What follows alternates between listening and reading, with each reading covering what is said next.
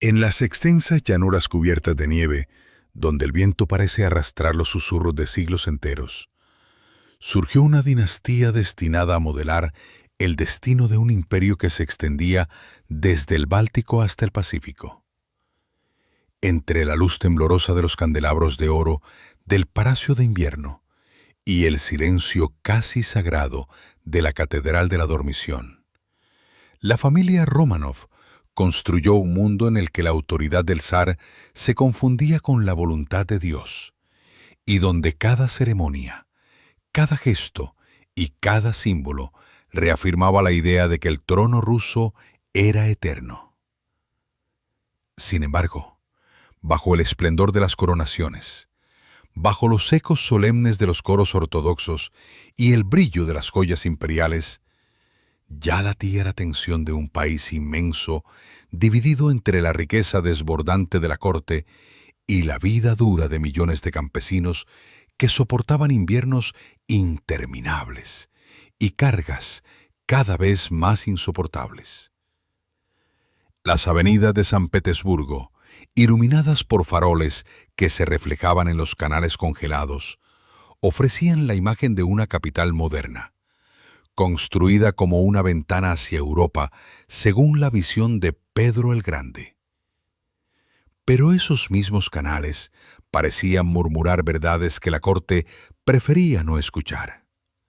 Rumores de conspiraciones, revueltas campesinas, descontento militar y una distancia creciente entre la élite y el pueblo. La máquina imperial seguía girando, impecable en apariencia, con desfiles, bailes de gala y banquetes interminables. Pero cada una de esas celebraciones era también un recordatorio del peso que el imperio soportaba en silencio. En los recovecos de los palacios, en los salones donde las paredes estaban forradas de terciopelo carmesí, se repetía una idea que los Románov habían heredado durante más de 3 siglos. La autocracia debía resistir a toda costa. Afuera, sin embargo, Rusia cambiaba. Las ideas de la Ilustración habían atravesado las montañas y los mares. Los campesinos liberados tras la gran reforma de Alejandro II buscaban nuevas formas de vida. La nobleza se dividía entre tradición y modernidad, y los movimientos revolucionarios ganaban fuerza en universidades, fábricas y cuarteles. Cada una de estas transformaciones golpeaba las puertas del imperio con más fuerza que la anterior. Y aunque los Románov trataban de mantener la imagen de un poder inquebrantable, las grietas se ensanchaban lentamente. Las guerras, desde los conflictos en el Extremo Oriente hasta la gran contienda europea que estalló a comienzos del siglo XX, drenaron los recursos del imperio, erosionaron la confianza del ejército y dejaron a la población exhausta. Fue en ese escenario, entre la pompa imperial y las sombras de un país al borde del colapso, donde la figura enigmática de Grigori Rasputin comenzó a rondar los pasillos del poder. Su presencia, envuelta en rumores y supersticiones, se convirtió en un símbolo de la desesperación de una familia que buscaba soluciones a problemas que ya no podían controlar. Mientras el pueblo sufría y los soldados caían en frentes lejanos, los periódicos hablaban de intrigas en la corte, de decisiones improvisadas y de un zar cada vez más aislado. La imagen de la Rusia eterna comenzaba a desvanecerse, y lo que emergía en su lugar era la silueta incierta de una tormenta que se acercaba con un estruendo inevitable. Y así, mientras la nieve caía suavemente sobre los techos del Palacio de Alejandro, y mientras en las calles la tensión crecía como una marea oscura, la historia de la dinastía que había gobernado Rusia durante más de 3 siglos avanzaba hacia un punto sin retorno. porque en aquel imperio, de vastas distancias y contradicciones extremas, donde el lujo convivía con el hambre y la fe con la duda, las luces del poder Románov comenzaban a titilar, presagiando el momento en que todo aquel mundo sería engullido por la revolución, culminando en una noche en Ekaterimburgo, cuyo eco seguiría resonando durante generaciones. Para comprender la grandeza y la tragedia final de la dinastía Románov, es necesario regresar a los años turbulentos que precedieron a su ascenso, cuando Rusia atravesaba uno de los periodos más inestables y caóticos de toda su historia. Este periodo, conocido como el tiempo de las turbulencias, abarcó los primeros años del siglo XVII, una época marcada por hambrunas devastadoras, invasiones extranjeras, guerras sucesivas y una profunda crisis dinástica tras la extinción de la casa de Rurik, la línea que había gobernado el país durante siglos. Con la muerte sin herederos de Fiódor, el último zar legítimo de aquella antigua estirpe, el trono quedó vacío, y Rusia se vio sumida en un torbellino de aspirantes, usurpadores y falsos zares que afirmaban descender de la familia gobernante, alimentando un caos que puso al borde del colapso a un imperio que parecía destinado a desmoronarse.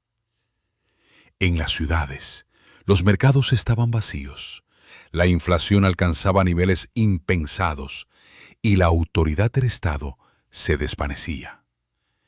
En el campo, los campesinos huían, las aldeas ardían y la incertidumbre se extendía como un manto gris sobre un país agotado.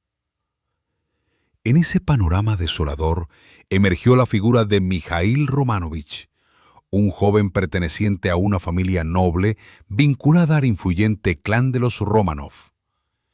Esta familia, aunque no formaba parte de la antigua nobleza de sangre de los Rurik, gozaba de un prestigio significativo gracias a sus estrechos lazos con la Iglesia Ortodoxa y su participación en la corte moscovita durante generaciones. El apellido Románov provenía de Roman Yurievich, un noble respetado cuya hija, Anastasia Romanovna, había sido esposa del zar Iván, conocido por la historia como Iván el Terrible. Este vínculo matrimonial se convertiría en la base moral y simbólica que permitiría a la familia aspirar a la legitimidad en un tiempo en que el linaje era la moneda política más importante. La muerte violenta de Iván y los años convulsos que siguieron habían dejado heridas profundas. Sin embargo, el recuerdo de Anastasia como una figura piadosa y benévola marcaría la percepción pública del apellido Románov durante décadas. A comienzos del siglo XVII, cuando el país parecía sumido en un abismo sin fondo, el Zemsky Sobor, una asamblea formada por nobles, clérigos y representantes de distintas regiones, fue convocado para dar fin al desgobierno. Las facciones enfrentadas sabían que elegir a un candidato demasiado poderoso podría reavivar el conflicto. Necesitaban un nombre aceptable para todos, alguien joven, manejable y que al mismo tiempo pudiera ofrecer un aura de legitimidad histórica.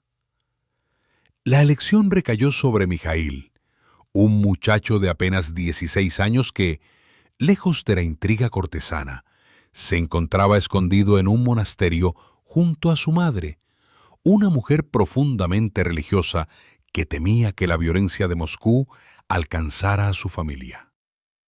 La delegación enviada por el Sobor tardó días en convencerlo. Se decía que su madre lloró y se resistió, temiendo por su vida, pues la corona rusa no era un destino, sino una sentencia. Finalmente, Mijaíl aceptó, consciente de que su figura representaba una esperanza de unidad para un país fragmentado. La coronación de aquel adolescente marcó el inicio de la dinastía Románov, y con ella el esfuerzo monumental por restaurar un orden que parecía perdido para siempre. Bajo su reinado, Rusia comenzó un lento proceso de reconstrucción social y política. Mijaíl buscó fortalecer los vínculos con la Iglesia Ortodoxa, institución que mantenía una influencia enorme en todos los rincones del país. Gracias a su apoyo, logró consolidar su autoridad frente a los boyardos, la poderosa nobleza terrateniente que durante décadas había tratado de controlar el destino del trono. Los años de su gobierno estuvieron marcados por acuerdos diplomáticos que permitieron poner fin a varias guerras sin salida y por una recuperación económica que devolvió la estabilidad a la nación. En medio de los desafíos inmensos, Mijaíl representó la calma y la moderación, cualidades esenciales para la reconstrucción de un imperio herido. Le sucedió su hijo Alexis, un soberano de espíritu más enérgico, cuya larga autoridad consolidó muchas de las estructuras que definirían la identidad de la Rusia prerreformista. Durante su gobierno se establecieron nuevos códigos legales. Se organizó un sistema más eficiente de recaudación fiscal y se fortaleció la figura del zar como autoridad absoluta. Bajo su mandato, también se intensificó la relación entre el Estado y la Iglesia, un vínculo que, si por un lado reforzaba la cohesión espiritual del país, por otro generaba tensiones con aquellos sectores que buscaban reformas más profundas.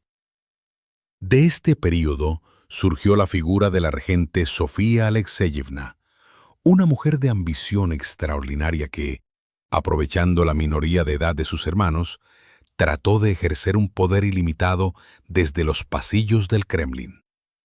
Su gobierno provisional estuvo marcado por maniobras políticas, alianzas con los Streltsy, la Guardia Militar Moscovita, y un intento deliberado de desplazar a Pedro, uno de los hijos de Alexis, cuyo temperamento y talento despertaban inquietud entre aquellos que deseaban mantener el viejo orden. Ese Pedro, conocido después como Pedro el Grande, cambiaría para siempre el destino de Rusia y transformaría la esencia misma de la familia Románov. Su ascenso no fue pacífico. Tuvo que superar conspiraciones, sublevaciones militares y la feroz resistencia de quienes temían su visión occidentalizadora.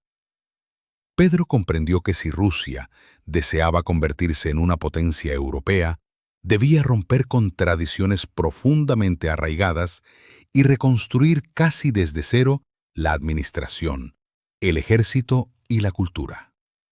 Fue bajo su mando cuando el país experimentó la transformación más profunda desde los tiempos medievales. Su proyecto incluía la modernización de la Armada, la creación de nuevas instituciones estatales y la fundación de una ciudad que sería la joya del imperio, San Petersburgo, levantada sobre pantanos helados para convertirse en la ventana rusa hacia Europa. Aquella decisión alteró profundamente la identidad del Estado, pues desplazó el centro político desde la antigua Moscú hacia un horizonte más occidental. Pedro no solo consolidó la autoridad absoluta del zar, sino que también posicionó a los Románov como una casa gobernante plenamente integrada en los juegos diplomáticos del continente. Sus sucesores heredaron un imperio más fuerte, pero también más complejo, donde la centralización extrema del poder y la rápida expansión territorial exigían una energía constante. Tras él, llegaron reinados breves y turbulentos, hasta que Catalina, nacida como Sofía Federica Augusta en tierras prusianas, ascendió al trono y se convirtió en Catalina la Grande.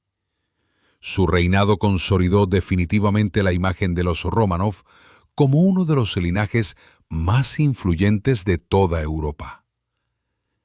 Ella expandió el territorio, Promovió la educación, impulsó la ilustración y dialogó con algunos de los grandes pensadores del período. Su corte veía desfilar a diplomáticos, artistas, músicos y científicos venidos de todos los rincones del mundo. La sucesión de gobernantes a lo largo del siglo XVIII y del siglo XIX fue moldeando un linaje cuya legitimidad descansaba en tres pilares fundamentales: la autocracia sacralizada, la expansión territorial y la continuidad genealógica. La Iglesia ortodoxa seguía siendo el sustento espiritual de la dinastía, otorgándole a cada coronación una dimensión casi metafísica. A través de ceremonias solemnes, cada nuevo zar era presentado ante el pueblo como el ungido por Dios, un intermediario entre lo terrenal y lo divino. Este carácter sagrado del poder reforzaba la estabilidad, pero también limitaba cualquier reforma que pudiera cuestionar los fundamentos de la autocracia. A medida que la familia Románov crecía y extendía sus vínculos con casas reales de toda Europa, el linaje adquiría un carácter cada vez más internacional. Matrimonios con dinastías prusianas, danesas, alemanas y británicas fortalecían su posición diplomática y ampliaban los horizontes culturales de la corte. Sin embargo, esta creciente distancia con las raíces eslavas generó tensiones con sectores tradicionalistas que consideraban que la aristocracia se estaba alejando de la identidad rusa. El desafío principal para cada soberano consistía en equilibrar la modernidad occidental con los valores ancestrales que definían al país. Así, entre episodios de reforma y resistencia, de expansión y crisis interna, la familia Románov logró consolidar uno de los reinados más largos de la historia europea. Desde aquel joven inseguro, Mikhail Romanovich, hasta los monarcas que enfrentaron las convulsiones revolucionarias del siglo XX, la dinastía construyó un legado que parecía inexpugnable. Pero en esa misma continuidad se escondía la semilla de un problema mayor: la creencia de que el poder absoluto podía resistir cualquier cambio, incluso cuando la sociedad gritaba que era necesario adaptarse. Ese exceso de confianza, que había sostenido al imperio durante generaciones, comenzaría a quebrarse lentamente mientras nuevas ideas políticas penetraban en un país inmenso y desigual, empujándolo hacia un destino que ni siquiera la familia más poderosa de Rusia lograría evitar por completo. Porque en el corazón mismo de aquella dinastía que había nacido para restaurar el orden, se gestaba, sin que nadie lo advirtiera plenamente, la sombra de un futuro que terminaría por consumirla. Cuando los Románov superaron los tiempos inciertos de su origen y aseguraron la continuidad del trono, comenzó para ellos un proceso gradual, pero imparable de expansión, transformación y esplendor. Durante más de 3 siglos, su poder se extendió desde las costas del Báltico hasta las vastas tierras de Siberia, moldeando un imperio tan extenso como complejo. Una dinastía que había nacido del caos del siglo XVII se convertiría con el paso del tiempo en una de las casas reinantes más influyentes, respetadas y temidas del continente europeo. Ese ascenso no fue lineal. Estuvo marcado por guerras, reformas, conspiraciones y decisiones que alteraron profundamente la vida de millones de personas. Pero también estuvo acompañado por un brillo incomparable: palacios que parecían surgir de un cuento, ceremonias que recordaban a Bizancio y una corte imperial cuya magnificencia se escuchaba en toda Europa. El recorrido del poder Románov se entrelaza con las figuras de soberanos que no solo gobernaron, sino que definieron épocas enteras. El primero en poner a Rusia en el mapa como una potencia moderna fue Pedro el Grande. Su llegada al poder, tras superar la regencia de Sofía y las sublevaciones de los Streltsí, marcó el inicio de una revolución interna sin precedentes. Pedro comprendía que Rusia, aislada por su geografía y aferrada a tradiciones medievales, no podría sobrevivir frente al avance tecnológico, militar y cultural de Europa occidental. Por ello emprendió un proyecto de modernización que abarcó todos los ámbitos del Estado. Reorganizó el ejército, introdujo nuevas técnicas navales aprendidas en sus viajes a Holanda e Inglaterra, reformó la administración pública y creó instituciones que aún hoy son consideradas el núcleo del aparato estatal ruso. Su visión transformadora lo llevó a fundar una nueva capital sobre terrenos pantanosos a orillas del Neva, San Petersburgo. La construcción de esa ciudad, que costó la vida a miles de trabajadores, representó la voluntad del zar de abrir a Rusia una ventana hacia el mundo occidental. Con palacios de estilo barroco, avenidas amplias y canales que competían con los de Ámsterdam o Venecia, San Petersburgo se convirtió en la joya del imperio y en el símbolo visible de la nueva Rusia. El reinado de Pedro estuvo lleno de tensiones. Su deseo de romper con el pasado generó la oposición de la nobleza tradicional y sectores profundamente conservadores. Pero su firmeza impuso un nuevo modelo de gobierno en el que la figura del zar adquirió un poder todavía mayor, sustentado por una administración más profesional y un ejército modernizado. Tras su muerte, la dinastía entró en un período de inestabilidad en el que varios gobernantes se sucedieron en plazos breves. Sin embargo, el espíritu reformista que él había sembrado no desapareció. Aquellos años de transición prepararon el terreno para la llegada al trono de una de las figuras más extraordinarias de la historia europea, Catalina la Grande. Nacida como princesa alemana en tierras prusianas, Catalina se integró en la corte imperial con una inteligencia excepcional. Estudiosa, disciplinada y profundamente interesada por la filosofía ilustrada, comprendió desde el inicio que Rusia necesitaba una soberana capaz de equilibrar tradición y progreso. Su ascenso al trono, tras un golpe palaciego que destituyó a su esposo Pedro III, marcó el comienzo de una de las eras más brillantes del imperio. Catalina amplió el territorio ruso hacia el Mar Negro y reforzó su presencia en Europa Oriental mediante alianzas estratégicas y campañas militares. Su corte se convirtió en un centro intelectual donde se leían las obras de Montesquieu, Voltaire y Diderot, y donde se recibía a artistas, músicos y científicos de toda Europa. La correspondencia entre la zarina y varios filósofos ilustrados fue celebrada en su tiempo y continúa siendo una fuente esencial para comprender la política cultural del período. El proyecto de Catalina consistía en crear una Rusia fuerte, educada y modernizada, sin desestabilizar el orden social. Promovió la fundación de escuelas femeninas, el desarrollo de la medicina, la reforma del sistema administrativo y la expansión de la economía agrícola. Bajo su influencia surgieron nuevas instituciones, se fortalecieron las academias científicas y se impulsó el estudio del arte y la arquitectura.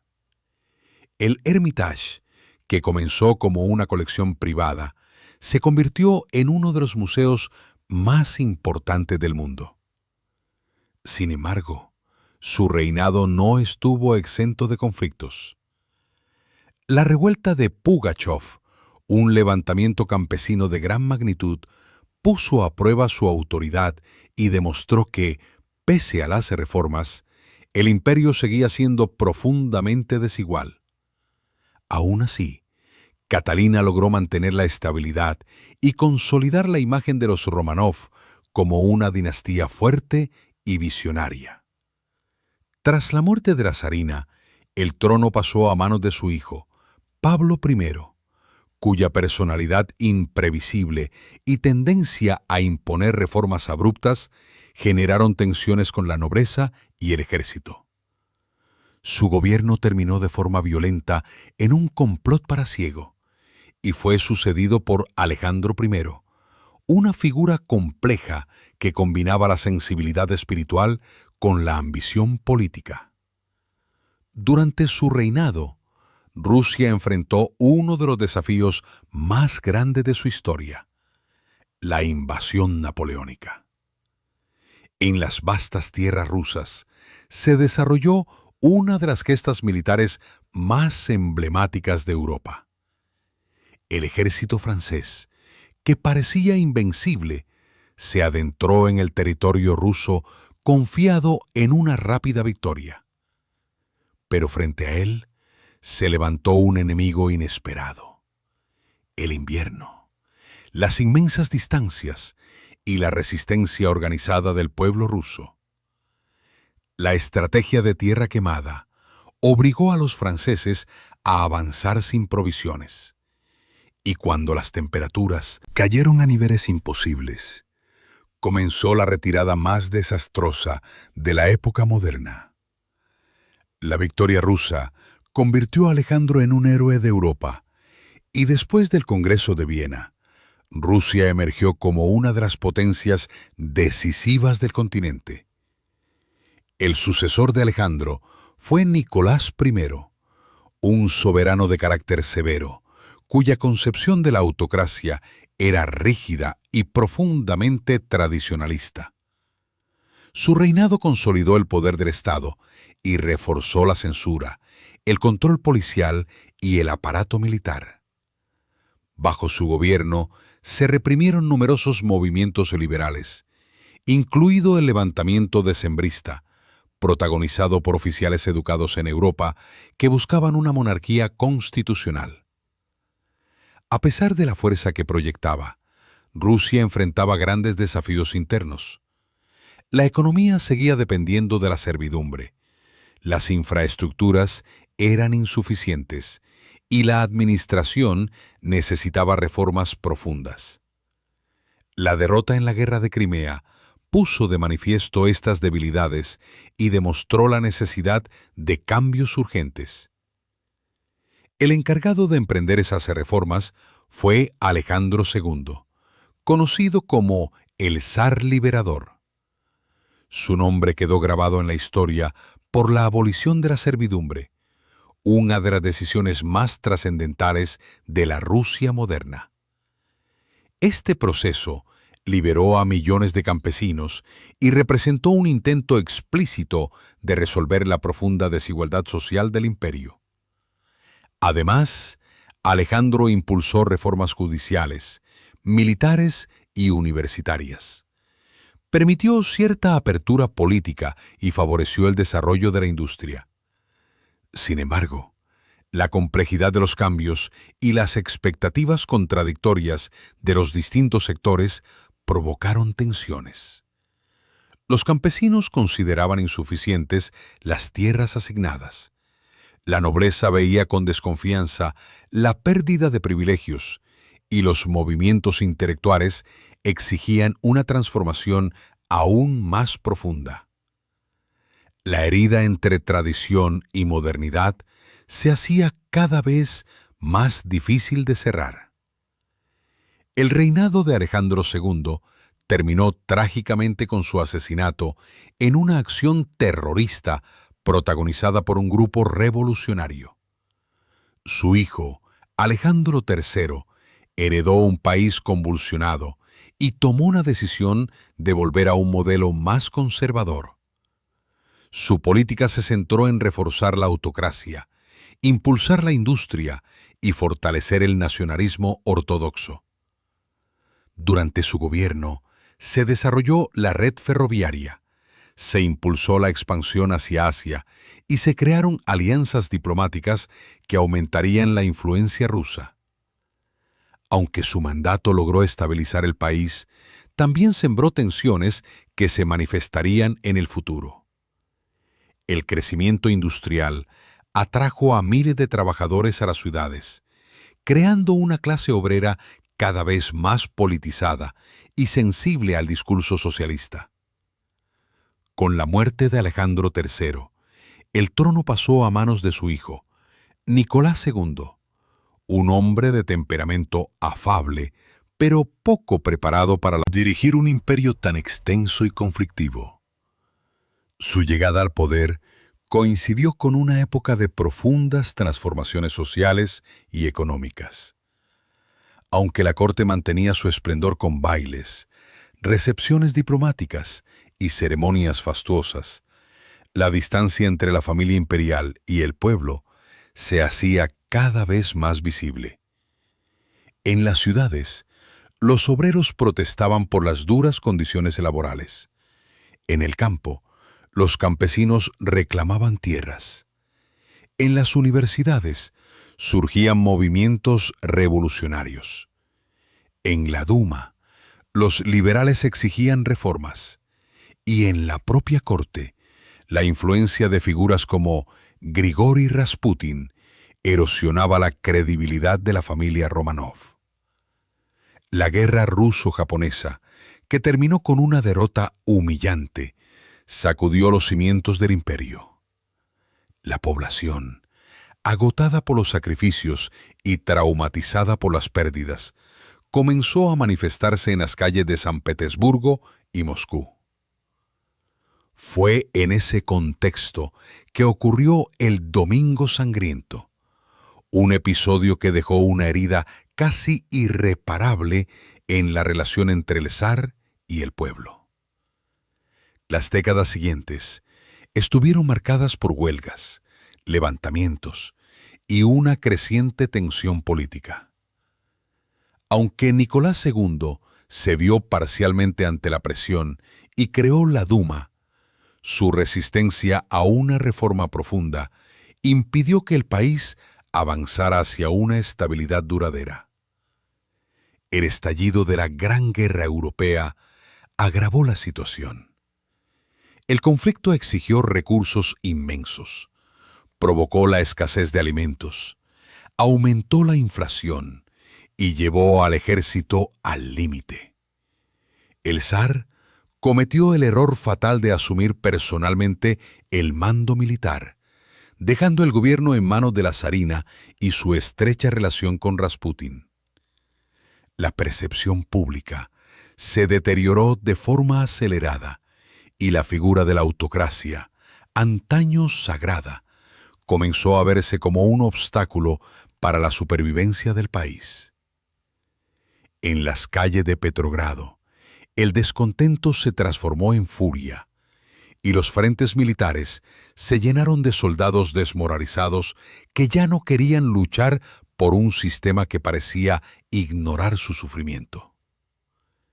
El ascenso y la era dorada de los Romanov habían llegado a su punto culminante, con una expansión territorial sin precedentes, una sofisticación cultural admirable y un lugar destacado en la política europea. Pero ese esplendor ocultaba las tensiones profundas que atravesaban el imperio. Las promesas incumplidas de reforma, la presión de los movimientos revolucionarios, las desigualdades históricas y las guerras desgastaron la estructura interna del Estado. La dinastía que había gobernado Rusia durante más de 3 siglos, desde Mijaíl hasta Nicolás II, se encontraba ahora en una encrucijada histórica que ponía en duda todo lo conseguido. Mientras la nieve seguía cayendo sobre las cúpulas doradas de San Petersburgo y los himnos ortodoxos resonaban en los templos, el imperio avanzaba hacia un destino que parecía inevitable. En ese contraste entre el brillo majestuoso de los palacios y la crudeza de las calles, se anunciaba el final de una era. Un final que se acercaba con pasos silenciosos pero firmes, como si toda la historia rusa condujera inexorablemente hacia la tormenta que estaba por desatarse y que cambiaría para siempre la suerte de la familia Romanov. Cuando la era dorada de los Romanov comenzaba a desvanecerse tras el reinado de Alejandro III y la llegada al trono de Nicolás II, las sombras que durante décadas habían estado creciendo en silencio empezaron a expandirse de forma acelerada. El imperio que un tiempo había sido la fuerza más grande de Europa Oriental se encontraba ahora atrapado en una red de tensiones sociales, económicas y políticas que ya no podían ser contenidas por la autocracia tradicional. Las contradicciones del reinado se hicieron tan visibles que incluso los muros del Palacio de Invierno, acostumbrados a guardar secretos durante siglos, parecían resonar con un eco inquietante. Bajo las lámparas de cristal y los arones dorados, la corte seguía celebrando ceremonias y bailes, manteniendo la ilusión de una continuidad eterna. Pero en las calles de San Petersburgo y Moscú, la realidad era muy distinta. Huelgas obreras, manifestaciones campesinas, panfletos revolucionarios y una desesperanza creciente alimentaban un clima que se acercaba peligrosamente al estallido. La población urbana, cada vez más numerosa por la expansión industrial promovida desde el reinado de Alejandro III, vivía en condiciones extremas. Los barrios obreros estaban saturados. Las jornadas laborales eran agotadoras y la vigilancia policial se intensificaba para sofocar cualquier indicio de organización política. Las ideas socialistas, anarquistas y liberales penetraron en fábricas, talleres y universidades, generando un ambiente donde la crítica abierta al zar ya no era impensable. El campesinado, liberado durante el reinado de Alejandro II, pero aún cargado con deudas impagables por las tierras asignadas, se encontraba atrapado en una situación contradictoria. Eran formalmente libres, pero vivían sometidos a impuestos desproporcionados y a estructuras agrarias que apenas habían cambiado desde tiempos medievales. La nobleza también mostraba signos de fractura. Si bien algunos nobles conservadores mantenían su apoyo incondicional al trono, otros sectores comenzaban a demandar reformas constitucionales inspiradas en modelos occidentales. La Duma, creada tras el estallido de la revolución de comienzos del siglo XX, era una concesión limitada que no satisfacía a los liberales, quienes consideraban que su autoridad era simbólica y estaba sometida a los caprichos del zar. Este escenario tenso se vio agravado por un acontecimiento que marcaría un punto de no retorno: el Domingo Sangriento. A comienzos del siglo XX, miles de trabajadores y sus familias se congregaron pacíficamente en las calles de San Petersburgo para presentar una petición al zar, pidiendo mejores condiciones laborales, reformas políticas y el fin de los abusos policiales. Portaban íconos religiosos y cantaban himnos, convencidos de que Nicolás II, al enterarse de su sufrimiento, escucharía sus demandas. Pero la marcha terminó de manera trágica cuando las tropas imperiales abrieron fuego contra la multitud, dejando un número indeterminado de muertos y heridos. Aunque Nicolás II no se encontraba en el palacio y no había ordenado directamente la represión, el impacto del suceso fue devastador para la imagen de la monarquía.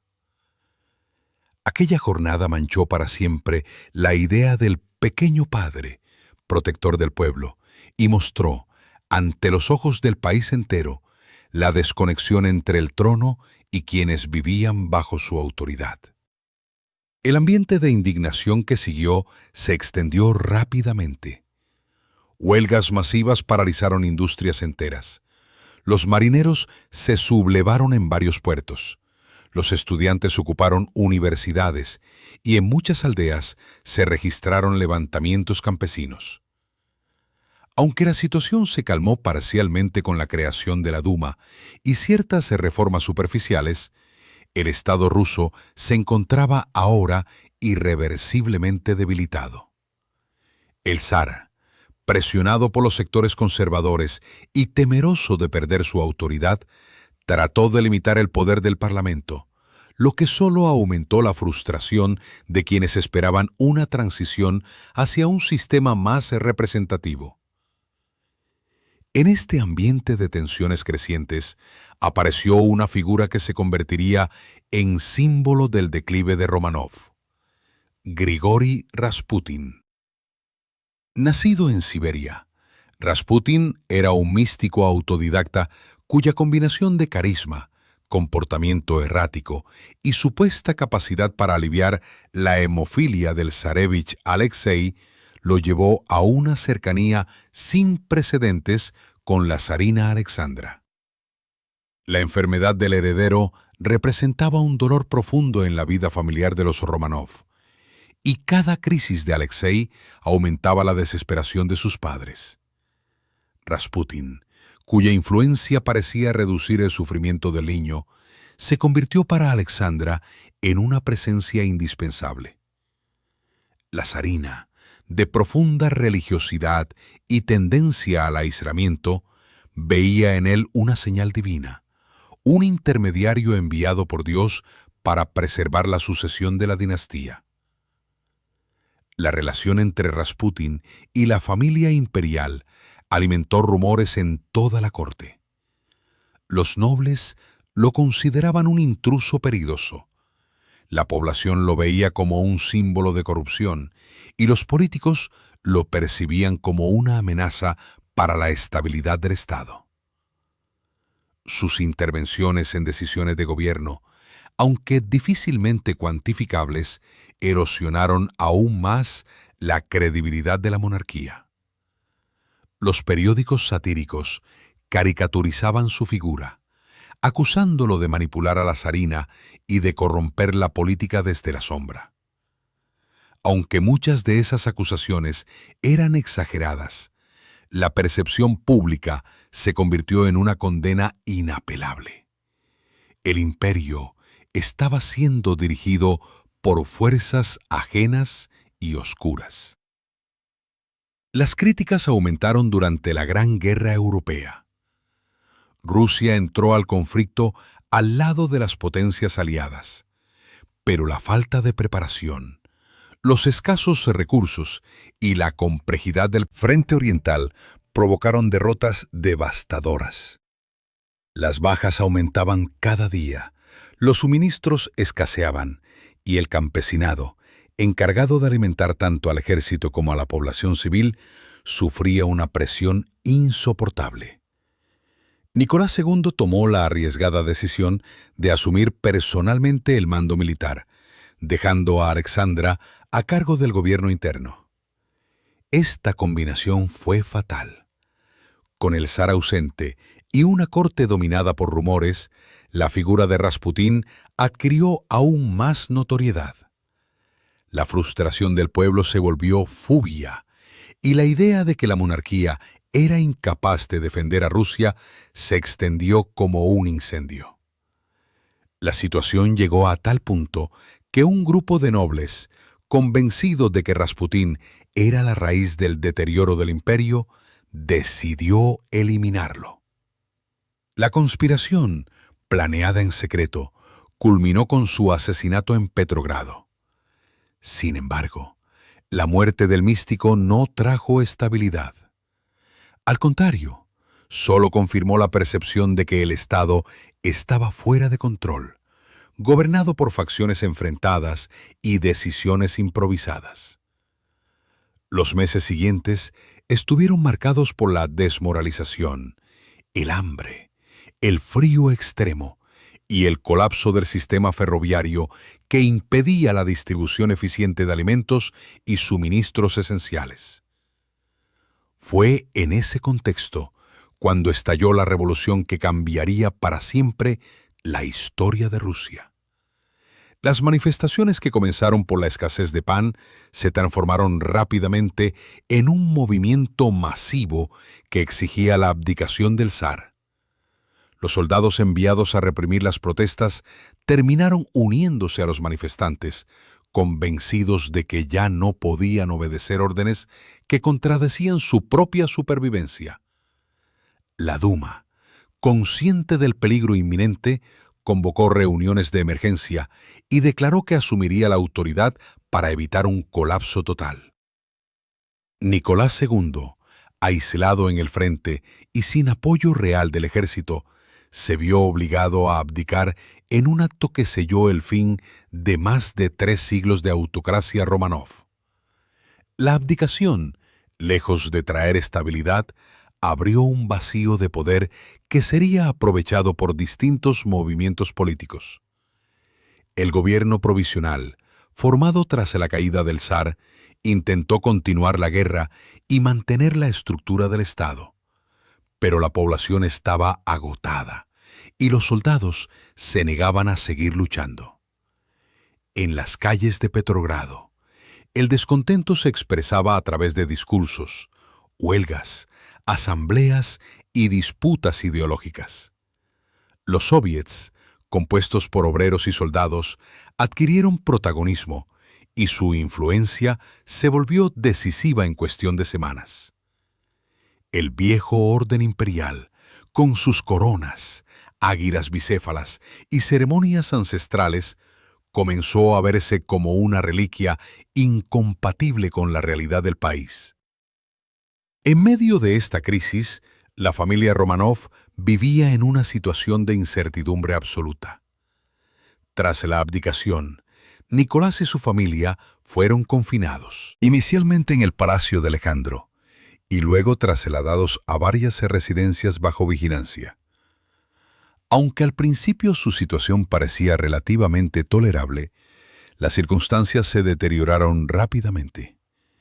El gobierno provisional, temeroso de un posible complot para restaurar la monarquía, decidió aumentar las medidas de seguridad. Con la llegada al poder del movimiento bolchevique, la situación se volvió aún más precaria. Los nuevos gobernantes veían a los Románov no como una familia, sino como un símbolo del antiguo régimen, un peligro potencial para la revolución. El traslado final a la casa Ipatiev, en Ekaterimburgo, marcó el capítulo más oscuro de esta historia. Aislados, controlados por guardias estrictos y sometidos a condiciones cada vez más duras, los Románov vivían entre la esperanza de un posible exilio y el temor a un destino incierto. Las comunicaciones con el exterior eran escasas y la vigilancia constante.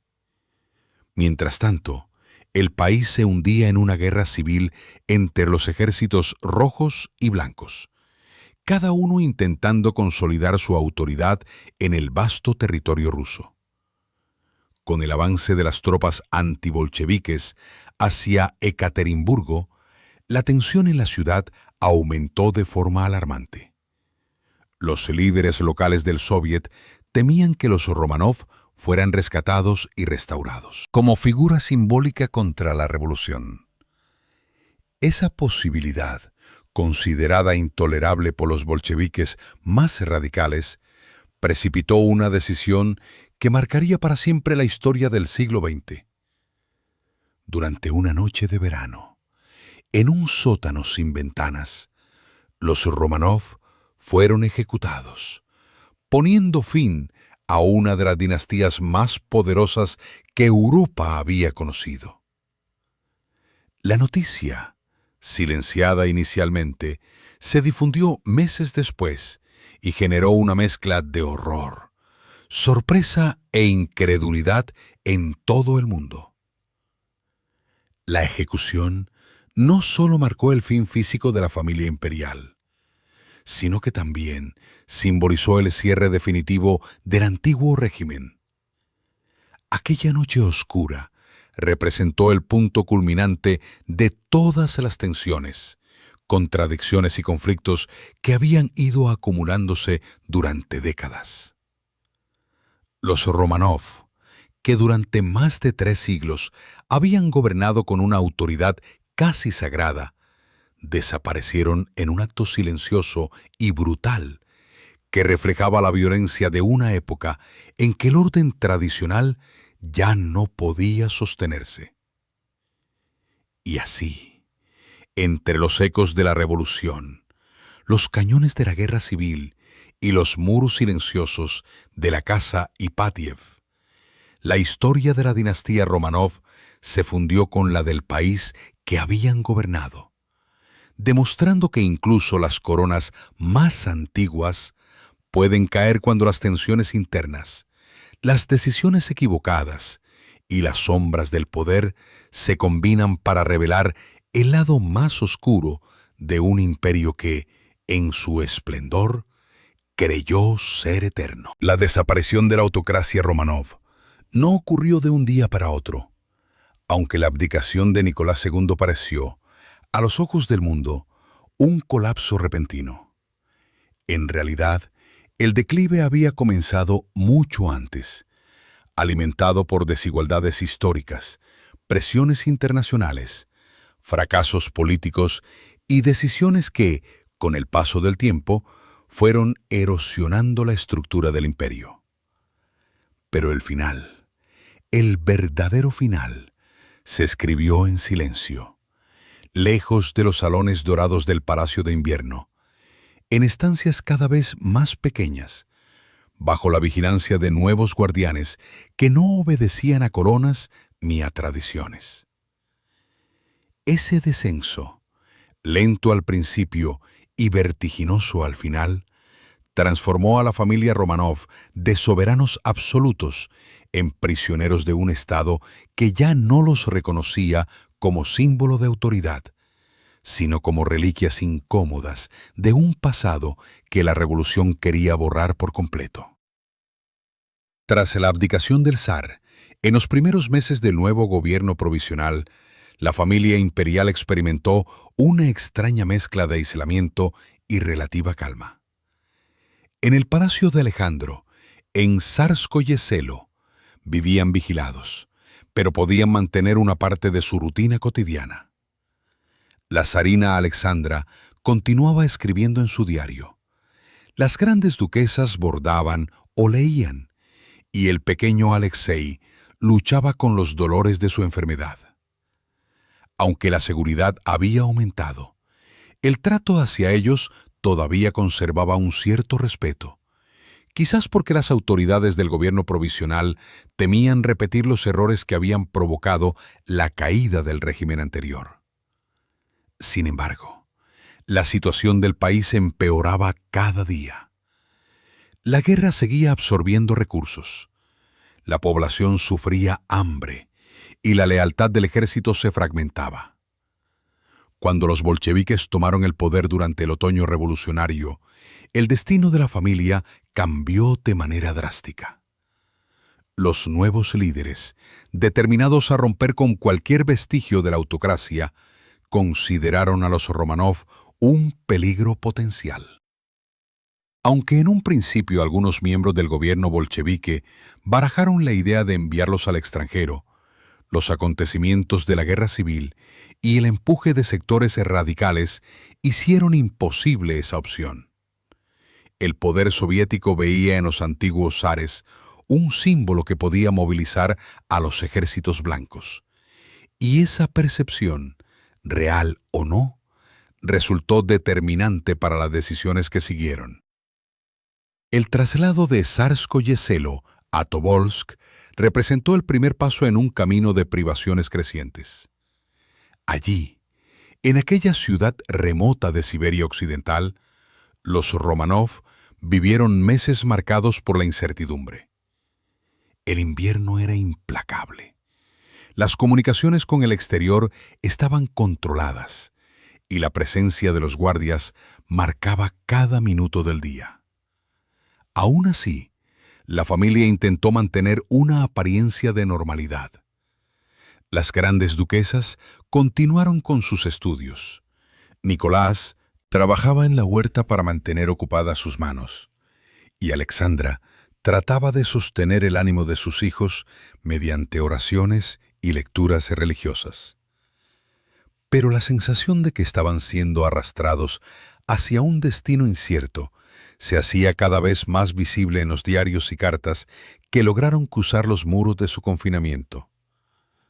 Con el avance de las tropas blancas hacia los Urales, los bolcheviques decidieron trasladar nuevamente a los prisioneros, esta vez hacia Ekaterimburgo, una ciudad bajo el control del Soviet local. La casa Ipatiev, rebautizada como la Casa de Propósito Especial, se convirtió en su último lugar de residencia. Las condiciones allí eran mucho más duras. Las ventanas fueron pintadas para impedir cualquier contacto visual con el exterior. El número de guardias aumentó y se impusieron restricciones severas sobre la correspondencia y la movilidad. La familia estaba cada vez más aislada. En las noches de aquel verano, podían escucharse disparos en las calles, señales de la guerra civil que desgarraba al país. La tensión se hacía insoportable, y la incertidumbre, que había comenzado como un murmullo lejano, se transformaba en una presencia constante. Las decisiones que condujeron al final de la familia Romanov no fueron tomadas de manera uniforme por todo el liderazgo bolchevique, lo que muestra la complejidad del momento histórico. Algunos líderes dudaban de que un acto tan extremo fuera necesario. Otros temían que, si los Romanov eran rescatados por los ejércitos blancos, se convirtieran en un símbolo capaz de reavivar la resistencia monárquica. En Ekaterimburgo, los responsables locales, convencidos de que el avance del enemigo era inminente, comenzaron a presionar por una resolución urgente. Para ellos, la ejecución no era solo una cuestión política, sino una medida de supervivencia en medio de una guerra que parecía no tener final. La noche en que se decidió el destino final de los Romanov quedó envuelta en un silencio que duraría décadas. Reunidos en el sótano de la casa Ipatiev, bajo el pretexto de un traslado urgente, Nicolás, Alexandra, sus hijos y los pocos sirvientes fieles que los acompañaban, escucharon la lectura de una orden que ponía fin a su vida pública y privada. La escena, reconstruida posteriormente a partir de investigaciones soviéticas, testimonios indirectos y material forense, revela la crudeza de un acto que pretendía ser rápido, pero que terminó siendo caótico y feroz. Aquella ejecución, realizada sin juicio ni testigos, buscaba cerrar un capítulo de la historia rusa, aunque en realidad abrió una herida profunda que tardaría más de un siglo en comenzar a sanar. Tras la muerte de los Romanov, comenzó una campaña de ocultamiento. Los cuerpos fueron transportados fuera de la ciudad, enterrados de manera apresurada y cubiertos con sustancias químicas para impedir su identificación. Durante los años siguientes, las autoridades soviéticas negaron oficialmente que la ejecución hubiera tenido lugar.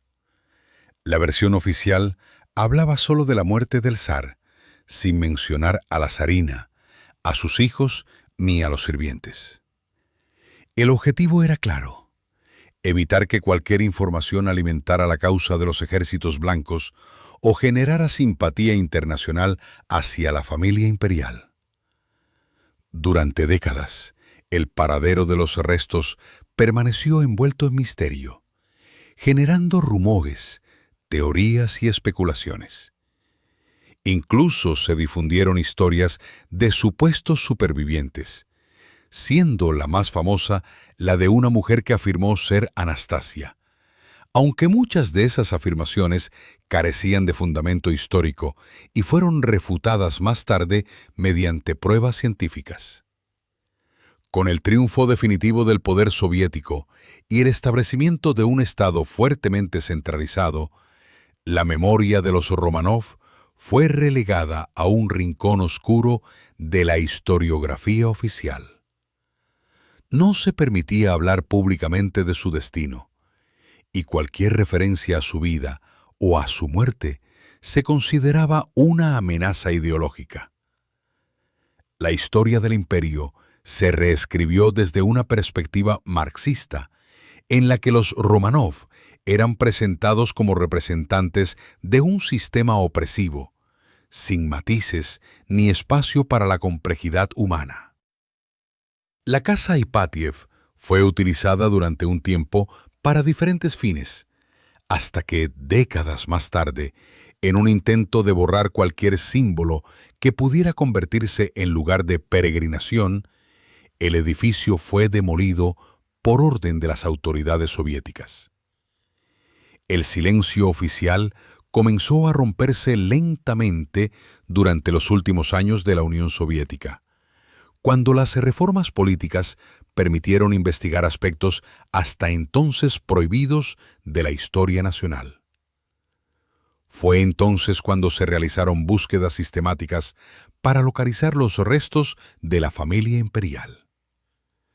A finales del siglo XX, un equipo de investigadores logró identificar a varios miembros de la familia Románov mediante análisis forenses y pruebas de ADN, confirmando finalmente lo que durante décadas había permanecido oculto. Estos descubrimientos permitieron reconstruir la verdad histórica con rigor científico, desmintiendo para siempre las historias de supervivientes que habían capturado la imaginación popular. A medida que Rusia avanzaba hacia una nueva etapa histórica tras la caída del régimen soviético, la memoria de los Románov comenzó a adquirir un significado diferente. Para algunos sectores, su destino simbolizaba la brutalidad de la revolución y el precio humano de la ruptura con el pasado. Para otros, representaba un capítulo doloroso que debía ser comprendido sin idealizaciones. La Iglesia Ortodoxa, por su parte, canonizó a la familia como portadores de la pasión, reconociendo su sufrimiento y otorgándoles un lugar espiritual dentro de la tradición religiosa rusa. Este acto, aunque controvertido, marcó completamente un cambio importante en la percepción pública de la dinastía. Hoy, el declive de los Románov se comprende no solo como el fin de una monarquía, sino como la culminación de un proceso histórico complejo en el que la autocracia, la incapacidad de adaptación y la presión de fuerzas internas y externas se combinaron para provocar un colapso inevitable. La guerra, el hambre, la desconfianza social, la rigidez institucional y el peso de decisiones equivocadas convergieron en un momento en que el país necesitaba transformaciones profundas. La caída de la familia Románov no fue únicamente el derrumbe de un linaje, sino el fin de un sistema que había gobernado durante siglos sin prever que el mundo estaba cambiando y que Rusia, con su inmenso territorio y su diversidad cultural, necesitaba un modelo diferente para sobrevivir al nuevo siglo. Por eso, cuando se observa el destino final de la familia imperial, no se ve solo una tragedia individual, sino el reflejo de un imperio que se derrumbó bajo el peso de sus propias contradicciones. Y en esa noche oscura de la casa Ipatiev, donde el eco de los disparos parecía romper siglos de historia, se selló simbólicamente la ruptura entre el pasado imperial y un futuro incierto, dejando una huella que aún hoy resuena en la memoria colectiva de Rusia como un recordatorio de que ningún poder, por antiguo o sagrado que sea, puede resistir para siempre cuando la historia exige un cambio que ya no puede ser detenido. Cuando la historia cerró el capítulo trágico de los Románov, en aquella noche silenciosa de Ekaterimburgo, lo que quedó no fue únicamente el final de una familia, sino la sombra extensa de un imperio que había dominado la política, la cultura y la identidad rusa durante más de 3 siglos. La desaparición de los últimos soberanos no borró la huella que los Románov habían dejado en la nación.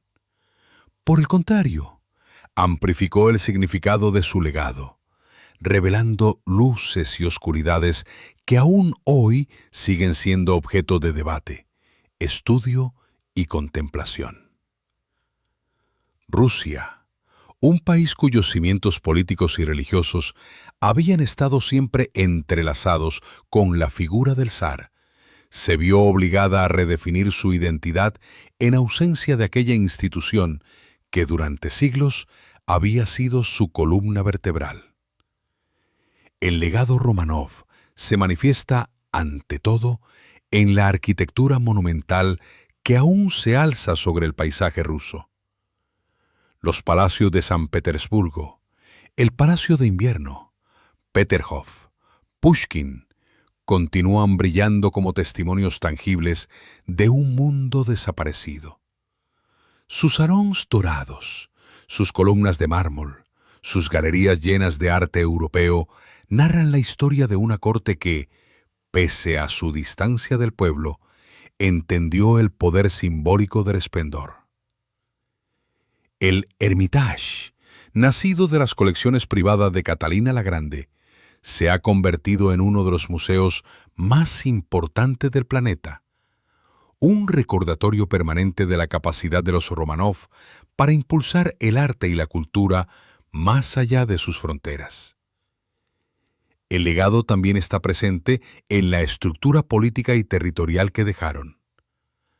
Bajo Pedro el Grande, Rusia se consolidó como una potencia europea, y bajo Catalina se expandió hacia el Mar Negro y Europa Oriental. Esa configuración geopolítica influyó en el curso de la historia del continente y estableció un equilibrio de poder que perduró durante generaciones. Incluso después de la Revolución, las instituciones estatales creadas por los Románov, ministerios, academias científicas, estructuras administrativas, fueron adaptadas, pero no eliminadas por completo. La modernización iniciada por Pedro, la educación impulsada por Catalina y las reformas judiciales de Alejandro II dejaron semillas que germinaron en un país que, pese a la ruptura revolucionaria, no podía desprenderse del todo de su pasado imperial. El destino final de la familia Románov dio lugar a uno de los procesos de memoria histórica más complejos de la Rusia contemporánea.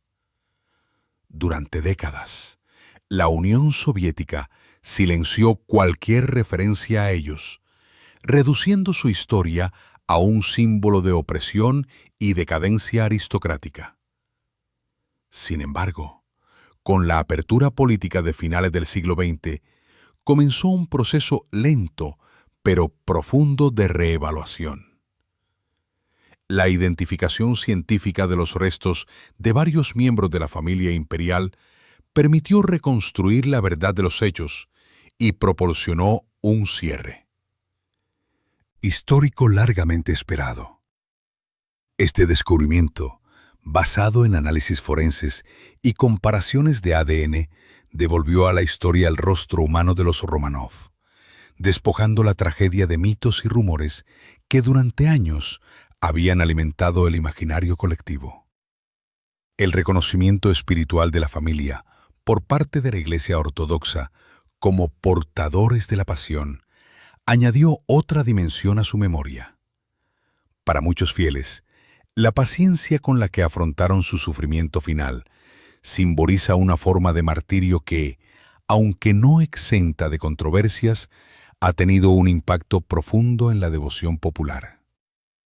Peregrinos de toda Rusia visitan hoy los lugares asociados con sus últimos días, y sobre las ruinas de la casa Ipatiev se levanta la iglesia sobre la sangre derramada, un templo que combina memoria, fe y reconciliación.